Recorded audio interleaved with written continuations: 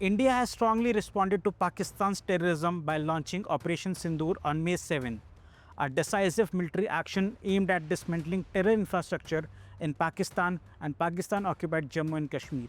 In a series of well-coordinated strikes, Indian forces targeted multiple terrorist launchpads and training camps.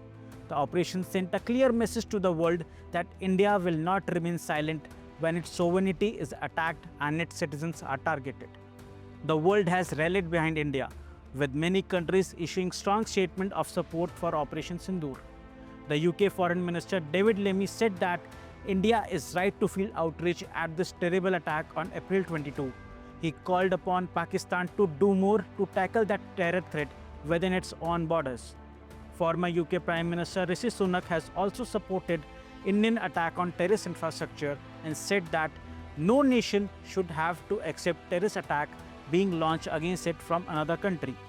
Another UK Member of Parliament, Preeti Patel, backed the attack and said that India has the right to take reasonable steps to defend itself and dismantle the wild terrorist infrastructure that threatens it.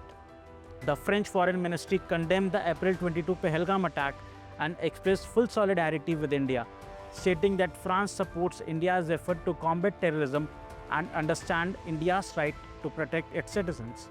Israel's ambassador to India, Revan Azhar, reiterated support for India's right to self-defense, saying that terrorists should know there is no place to hide from their heinous crimes against the innocents.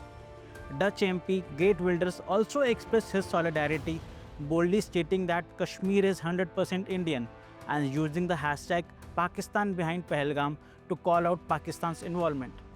US Congressman Shri Thanedar said that terrorism cannot be tolerated and cannot go unpunished. India has the right to defend its people, expressing strong support for India's effort to dismantle extremist networks. A non-permanent member of the United Nations Security Council, Panama's Ministry of Foreign Affairs, said that the Republic of Panama stands with India in the tragic loss and in the ongoing fight against terrorism. But the most disappointing display came from their prominent media houses, as certain sections of the global media have chosen to dilute the truth, masking terrorism with sanitized language and shielding the perpetrators behind journalistic terms. The Guardian shamefully referred to the Pahalgam terrorists as suspected militants. BBC's Jessica used the term gunmen and referred to Jammu and Kashmir as Indian-administered Kashmir. The New York Times in a report also wrote militants opened fire on a group of tourists in Indian-administered region of Kashmir, again refusing to call the killers what they are, terrorists. France 24 mirrored the same tone, calling the attackers as gunmen and calling Kashmir as Indian-administered Kashmir. This isn't journalism, it's whitewashing terrorism under the garb of linguistic terms. Now, Pakistan's only remaining weapon is misinformation, and it has mobilized this with a tool with alarming effectiveness.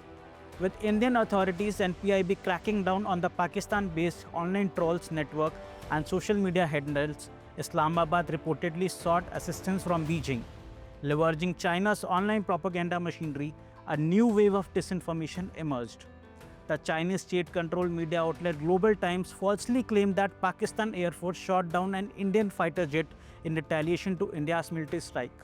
The Embassy of India in Beijing responded that Global Times, we would recommend you to verify your facts and cross-examine your sources before pushing out this kind of disinformation.